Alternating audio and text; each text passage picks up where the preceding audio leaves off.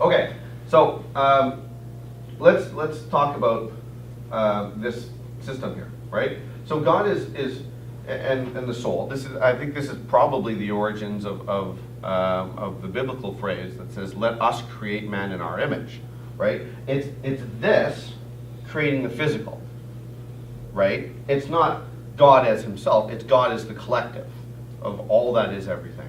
Let us create man in our image. Creator, creator, creator, right? So in this system, if the whole purpose is to experience duality, right, of physicality, right, you have to introduce reincarnation. There's a couple of reasons why reincarnation has to be the way it works. First off, just logically, the universe at this point, as best we can guess, is about 14.8 billion years old. 13.8, 14.8? It's about 14 billion years old, right? So you're telling me that the best that God could come up with was all of eternity from the Big Bang until the Big Crunch, and you dip in right there for 60 years, 70 years, 80 years, maybe 90 if you're lucky, right? You got one kick at the can, and then if you screw it up, you're down here burning in hell, and if you do it right, you're right here. You go north, right? So, first off, that's just an insane concept. You sit here waiting in formlessness until you get to whatever time frame we are in physicality, and then you get one shot and you're done. Now, so if the purpose is to experience duality, well, as a essentially white male, like if the purpose is to experience duality, right, and to experience basically everything that this universe has to offer, right? If as a white man, I can't experience what life is like as a woman, not in this physical form. I can't experience what life is like in the inner cities as a black person, right, with racial injustice and all that sort of stuff, right? I can't experience any of that stuff in this physical form. I'm limited by this physical form. So if the purpose is to go into physicality, if we choose to go into physicality, we have to do it more than once. Because we're trying to get experiences, right? So at the very least, you got to do it twice. Once to be a man, once to be a woman. And then maybe one is a hermaphrodite, right? And then maybe once is a black person, and one is a white person, and one is an Asian person, and one is a brown person, right? One is a Native American, Nice. right? So you have to do that. And then what's the difference between doing it 60,000 years ago and doing it now? You're going to get different experiences. One is the experience of being a caveman. Mm-hmm. The other is the experience of staring at a screen all day. It's an entirely different experience, right? So reincarnation has to be part of the program. It has to be. So it's real? Yeah, of course it is. Okay. Of course it is. And many past life readers will tell you that. Reasoning there, that's awesome. Right? Well, again, this is not rocket science. I'm of decidedly average intelligence. This is just me sitting and pondering how things have to work. Right? So when we die, we were reborn? Well, what happens is when you die, you re-emerge into non-physical. Right. Because that's where everything is created. Right. The mind is the builder. And then you make another physical? And then you come back in. As someone else? Or Yeah. something else? Okay. Yeah.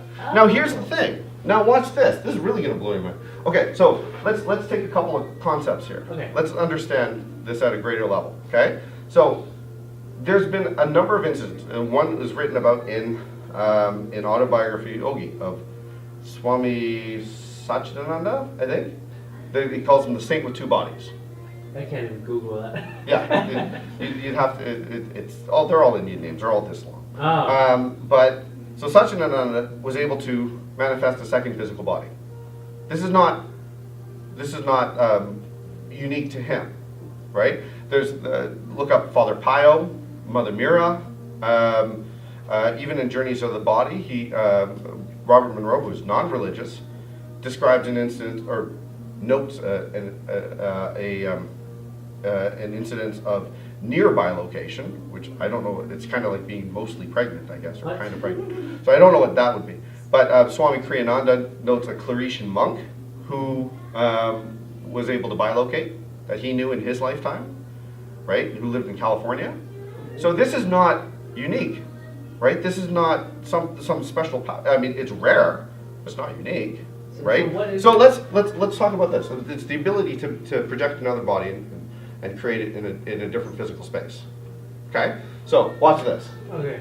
Oh. This is the typical Okay. experience of a human being, right? This is our understanding. You like my amorphous blob? It's better than. Yeah. So, but this is what we think. This is the body. This is the mind, and the soul somewhere in here, Okay. right? That's what we typically think. Okay. But if somebody is able to physically create another physical body Right. at a different location, That'd be pretty crazy. what happens to the soul? Oh, does it split into two? Well, it could, in theory, but all things are one thing anyway, right? But, so this soul has to exist in both At the places same at the time? same time, inhabiting two different bodies. But if you look at this, all things are God, right? So- So this is God. Right. The physical universe is created within within the soul of God. Uh-huh. So the physical body, Mm. in the image and likeness of God, is created inside the body of the soul. The soul is the container for the body. The body is not the container for the soul. The soul exists everywhere. Now here's what's really going to blow your mind. So we know that the soul exists outside of the body because it's the only way that somebody can do this Yeah, but and how do have you the same control soul. both? How do you control both of them? Look how powerful your soul is. It's been written that the soul is powerful enough to create galaxies. Oh. That's how powerful it is. You Right. think that if your soul was this big inside you that it could create a galaxy? No, probably not. No. You can't contain your entire soul inside you. You would explode. It's extraordinarily powerful. It is vibrating at it is essentially God split up into smaller pieces. Mm. So think about how powerful God is and what He's created. And then take that down just about that much, 1/8 of an inch. That's a pretty powerful soul. Okay, so let's take this. Okay, so now we know that the body exists inside the soul, as the physical universe exists inside the body of God, or the soul of God, right? So, ignore my terrible drawing. This is, for all intents and purposes, the United States. Okay, or North America. This is just one section of the world, okay?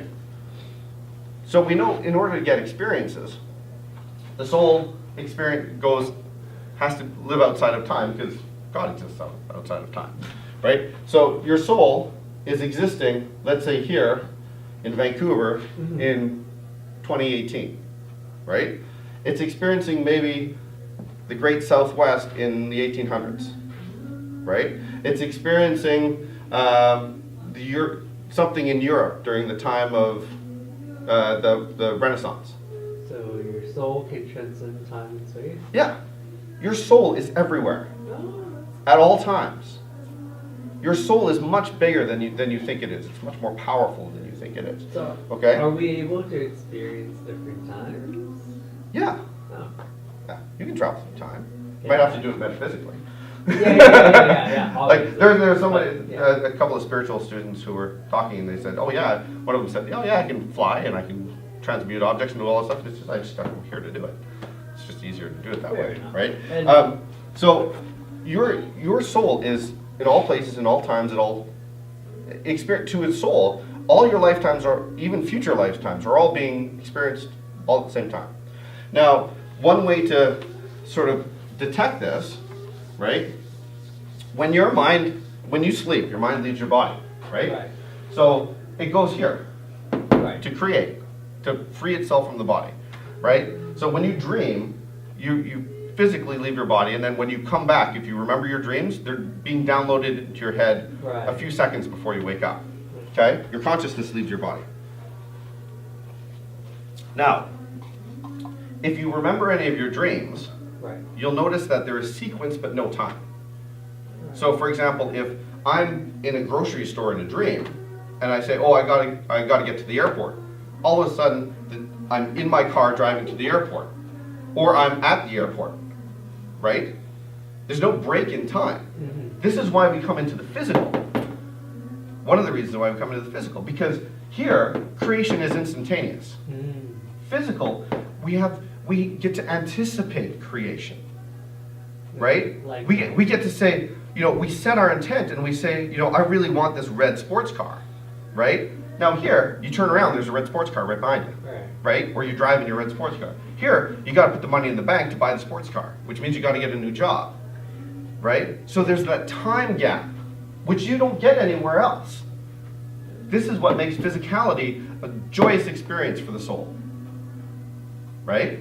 Because it gets to have that experience, right?